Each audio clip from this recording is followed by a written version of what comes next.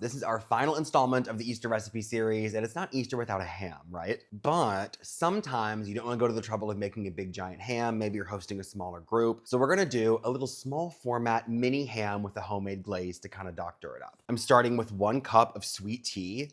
You could use apple juice as your base. You can use really anything, but I like the flavor and the extra sugar that this has. So 1 cup of that to start. We're gonna do 5 or 6 wide strips of this orange zest and the juice of 2 oranges. Kind of stumbled upon this one and I find that it's nice and sweet, a little bit spicy, but feel free to add or adjust as needed, right? It's ham, not rocket science. 1/3 of a cup of brown sugar.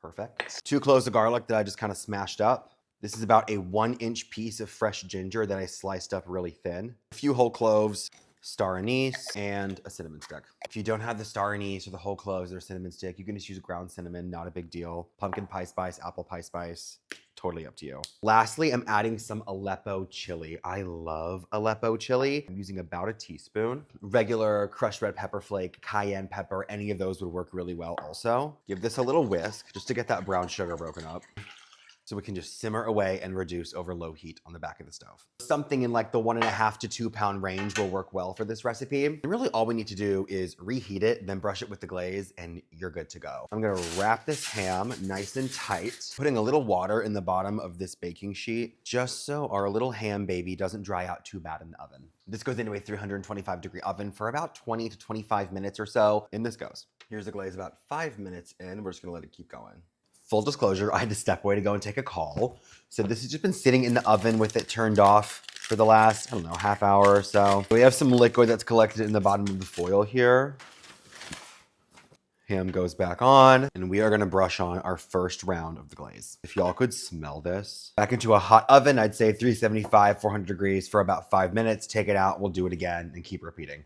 Round 2. All right, back in for another 5. Then we're gonna shellac the top one more time. Okay, hi, this is Harrison from the present.